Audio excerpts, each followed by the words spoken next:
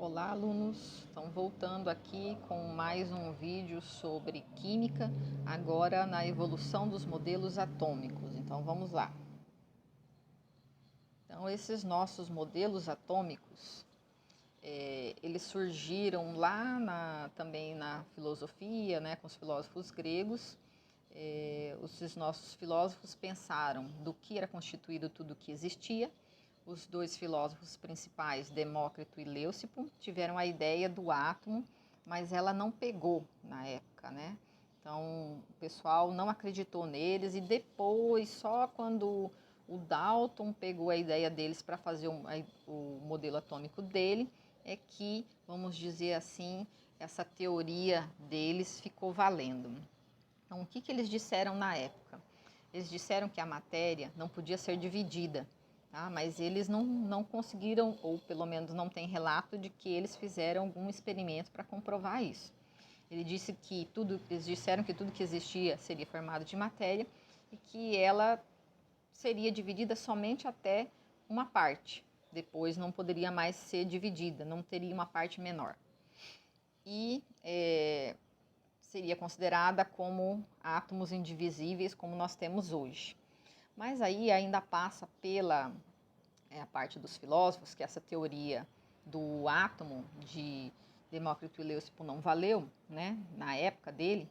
Então apareceram Aristóteles e Empédocles e alguns outros cientistas que propuseram, ou melhor, cientistas não, né, ainda eram filósofos gregos, que propuseram a teoria dos 4 elementos. Então, lá a época da filosofia ficou valendo para a química, para a matéria, a teoria dos 4 elementos, que vocês podem já ter ouvido falar por aí. Ela também está, por mais que não esteja valendo hoje, está aí como base em filmes, em aplicativos, em jogos, tá? Então, essa teoria dizia que tudo que existia era formado de 4 elementos: água, ar, terra e fogo. E para eles, por exemplo, o ar era considerado um elemento, com o conhecimento que eles tinham na época. Hoje nós sabemos que o ar é composto de várias substâncias químicas, inclusive não de um único elemento. A água é formada de 2 elementos químicos, então não é formada de um elemento, ou não pode ser considerada um elemento. A terra e o fogo, a mesma coisa, tá? Não dá para considerar um elemento. Por isso que essa teoria deles caiu. Mas aí, continuando essa explicação sobre o modelo atômico, aparece o John Dalton, como eu já falei, que acreditando nas ideias de Demócrito e Leucipo, que a matéria seria a menor parte, que seria maciça, indestrutível, ele propôs a teoria dele com base na experimentação. Então ele conseguiu fazer experimentos e provou que, na época, com o conhecimento e os equipamentos que ele tinha, que seria assim. E ele propôs esses 4 itens aí sobre o átomo. Então, que o átomo seria uma esfera maciça, indivisível e indestrutível, uma bolinha comparado hoje com uma bolinha de gude ou uma bolinha de bilhar, para vocês terem uma ideia de algo maior, né, porque o átomo seria muito pequeno, que esse nosso átomo seria formado de elementos diferentes e eles sendo diferentes teriam pesos diferentes. O terceiro item, ele disse que esses átomos diferentes, eles poderiam se combinar em proporções formando substâncias químicas. E, para terminar, ele disse que esses nossos átomos poderiam reagir entre si, formando reações químicas. Essas reações químicas gerariam energia, né? Mas ele não conseguiu explicar isso na época. Então, esse seria o furo do modelo dele, que foi melhorado com o passar do tempo. Mas essas 4 teorias aí são a base da química. Então, a primeira fala do átomo, que foi melhorado. A segunda fala do elemento químico, e isso permanece, né? O elemento químico diferente, realmente eles são diferentes, né? Tem massas diferentes, tem propriedades diferentes. Os átomos dos elementos se combinam, sim, com proporções e formam substâncias. E os átomos, ou melhor, as substâncias formadas, também podem reagir, né? E aí vamos à melhoria nesse modelo atômico. Então, Só para concluir ali, apresenta ali no texto para vocês, dizendo que esse Dalton tinha uma deficiência visual, o daltonismo, que é relacionado com a dificuldade de enxergar algumas cores. Tá? Então, depois vocês vão estudar isso em biologia. Então, o modelo que veio a seguir foi o modelo de Thomson. Então, o que esse Thomson diz? Ele foi um estudioso. Eu vou deixar depois para vocês na descrição um vídeo para vocês estudarem, vocês que quiserem estudar um pouquinho mais sobre o modelo atômico, sobre a história do modelo atômico. Esse Thomson, fazendo experimentos, percebeu que o átomo não seria bem maciço, que ele gelatinoso e que haveria nele, no átomo, nessa gelatina, ela teria uma característica positiva, mas ao redor dela teriam características negativas que ele ainda não conseguiu identificar, que seriam os elétrons. Então foi outro cientista depois que identificou isso aí. Então o modelo atômico do Thomson, né, substituiu o de Rutherford mais ou menos em 1908, 1911, e aí aparece esse novo modelo atômico aí, o modelo atômico de Rutherford. Então, o que esse estudioso percebeu? Com experimentos, já vou mostrar o experimento dele aqui para vocês. Esse experimento foi feito usando radioatividade, então substâncias radioativas. Então, aqui dentro, deixa eu pegar aqui. Então, aqui dentro, dessa caixinha, tem uma substância radioativa que emite partículas alfa, de característica positiva. Então ele percebeu que quando essas partículas incidiam sobre uma fina lâmina de ouro, que está aqui no meio, algumas dessas partículas voltariam, algumas seriam refletidas, né, passariam para o outro lado, algumas teriam um desvio na sua direção. Então ficaria mais ou menos como está demonstrado aqui embaixo. Então, o que ele concluiu com isso aqui? Ele concluiu que nessa lâmina, né, que seria constituída de matéria, teriam espaços vazios, que aonde tivesse o núcleo com característica positiva, as partículas alfa bateriam lá e voltariam. Mas aonde essas partículas chegassem e não tivesse nada, tivesse um espaço vazio, ela atravessaria. Ou se tivesse uma outra característica, por exemplo, negativa, ela sofreria um desvio. Tá? Então, foi mais ou menos isso que ele percebeu. E nessa época já tinha sido descoberta essa radioatividade por franceses e ele faz todo esse equipamento, a montagem desse equipamento com segurança. Então, vocês podem perceber ao redor aqui dessa placa de ouro, né, dessa lâmina de ouro, que tem uma proteção e que a substância radioativa está protegida ali, porque muitas pessoas já tinham tido sequelas por causa desse excesso de contato com a radioatividade. Tá? Então, vocês vão estudar isso na química do segundo ano em radioatividade. Então, vamos aqui dar uma sequência sobre o modelo atômico. Então, essa parte aqui eu já falei ali, está escrito aqui para vocês. E aí, aqui aparece uma imagem sobre o novo modelo, né? Então, mais ou menos assim seria a proposta da imagem para o modelo de Rutherford. Ele foi comparado com um sistema solar. Eu esqueci de falar, né? O modelo de Thomson, para comparar com algo que vocês conhecem, seria comparado com um pudim, né? Pensando em 2D, né? Então, a massa do pudim seria de carga positiva e as passas sobre o pudim seriam as cargas negativas.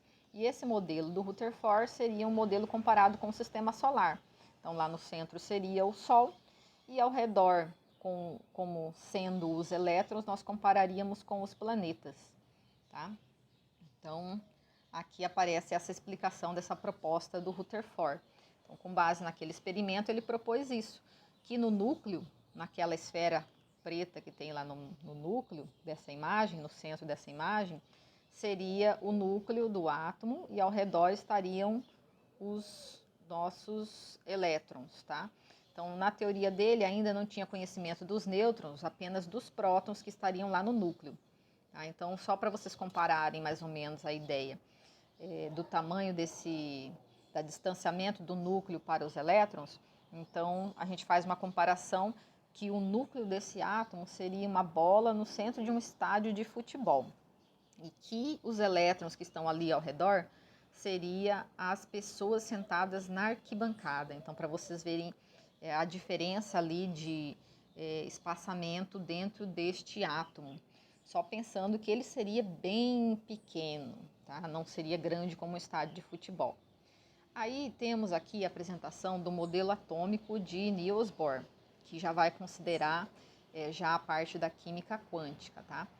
Então, ele estudando as emissões, pegando o gás hidrogênio, ele percebeu que esses elementos químicos, no caso que ele usou o gás hidrogênio, ele teria um potencial de emitir luz. Então, lá na característica energética do subnível de energia, quando o elétron passa de um nível para o outro, depois ele volta, ele emite luz. E ele percebeu que cada elemento químico emitia luz de uma forma diferente, como se fosse uma impressão digital. E aí foi que apareceu esse espectro luminoso, que é a característica do modelo atômico dele. E para explicar para vocês, mais ou menos em detalhes, o que dá para vocês entenderem no ensino médio, que ficou que esse átomo teria uma eletrosfera e nessa eletrosfera teríamos camadas ou níveis de energia, que vocês já devem ter estudado lá no ensino fundamental. Então, as camadas K, L, M, N, O, P, Q seriam as características desse modelo dele, elas seriam ordenadas não de forma aleatória, né? Então, no desenho que a gente faz como se elas fossem cascas, né? Uma casca após a outra, né? Uma camada após a outra. E ele fala também aqui do fóton de luz, né? Depois veio a descoberta do nêutron, que entrou lá no modelo do Rutherford. Foi esse cientista aqui que fez essa descoberta, o James Chadwick, que descobriu o nêutron. E aí teve uma mudança no modelo, então ainda conhecido, né? E ele ficou dessa forma aí, o modelo atômico que apareceu como Summerfield. Então, mais ou menos desse jeito aqui. Lá no núcleo estariam os prótons e os nêutrons que foram descobertos. E ao redor, nas órbitas ou nas camadas, estariam os elétrons, tá? E aí apareceu nesse modelo de Summerfield também a divisão dessas camadas em subníveis de energia, que seriam camadas, partes menores ainda dentro das camadas energéticas. Então, dentro das camadas K, L, M e assim por diante, teria um nível menor de energia, que seriam os subníveis S, P, D e F, que vai aparecer a explicação deles no diagrama de Linus Pauling, que pode ser que vocês também já conheçam, eu vou apresentar ele abaixo. E depois vou deixar para vocês na descrição também um vídeo para quem quiser saber um pouco mais sobre isso. Então aqui aparece mais uma curiosidade, mais alguns modelos que não aparecem em muitos detalhes nos livros de química no ensino médio, mas eu vou apresentar aqui para vocês. Então aparece o modelo de Broglie, que fala sobre a dualidade da matéria, que a matéria pode ter uma característica de onda ou de partícula, depende aí do ponto de vista. Aparece também o modelo de Heisenberg, que fala sobre o princípio da incerteza, e o modelo de Schrödinger, que vão estar falando mais ou menos aí da mesma coisa, né? Apesar de Schrödinger estar falando de uma equação de onda. Esses dois modelos vão dizer que é meio difícil da gente dizer com certeza onde é que está o elétron ao redor de um átomo, tá? Então, essa é a conclusão deles. Aqui, já vou colocar para vocês o diagrama de Linus Pauling, tão temido pelos estudantes de ensino médio. Então, esse Linus Pauling, ele estudou essas estruturas atômicas e tentou passar ou montar um esquema que fosse fácil de entender como é que esses subníveis de energia são organizados dentro das camadas energéticas de um átomo. Então, uma parte meio abstrata demais, para quem não viu ou não consegue imaginar o que seria um átomo. Mas assim, vamos tentar aqui ajudar vocês um pouquinho com esse diagrama. Então, o que nós teríamos?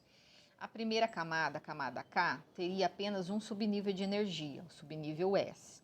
A camada L aparece com dois subníveis de energia, subnível S e P. A camada M vai aparecer com 3 subníveis. Então, percebam que está aumentando um subnível a cada camada. Então, vai ter o D e depois vai aparecer o F. Deixa eu mostrar aqui para vocês, né? Então, vai aumentando aqui S, P, D e F. Depois que chegou na camada N, começa a diminuir. Pela teoria, se a gente estudasse os nossos elementos, ou se tivéssemos elementos, continuaria aumentando aqui os subníveis. Mas para os elementos que nós temos descobertos na tabela, quando fazemos a distribuição eletrônica, o que acontece é isso aqui. Repete um subnível de energia aqui e depois começa a diminuir os subníveis de energia, como vocês podem perceber aqui, para os elementos que nós temos. E aí, como é que faz a distribuição nesse diagrama aqui, que parece um monstrinho? Vocês estão vendo esses riscos aí que estão passando no sentido diagonal, nessa nossa imagem aí. Então, ele é preenchido nesse sentido, na lateral. Então, preenche primeiro o subnível 1S, depois o 2S. E depois volta aqui em cima no 2P. E aí vai seguindo esse sentido aqui como se fossem setas, tá? E o que são distribuídos mesmo aqui? São distribuídos os elétrons.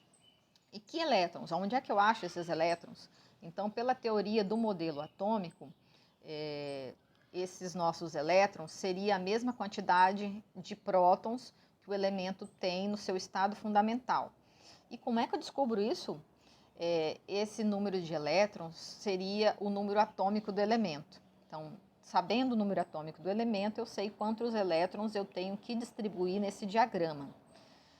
A gente pega aquela quantidade e faz a distribuição. Tá? Então, depois eu vou colocar para vocês aí um exemplo de como é que faz isso, né? Porque esse material está bem básico, bem simplesinho. Eu vou deixar depois um exemplo para quem quiser estudar um pouco mais, tá? Só lembrando que isso aqui a gente faz de prática, mas teoricamente todas essas informações são apenas para explicar o que já está pronto, o que nós já sabemos sobre o número de elétrons do elemento e a organização dele na tabela periódica. Então, eu vou terminar esse vídeo aqui, aqui na distribuição eletrônica, e vou voltar com a tabela periódica, tá, pessoal? Até mais.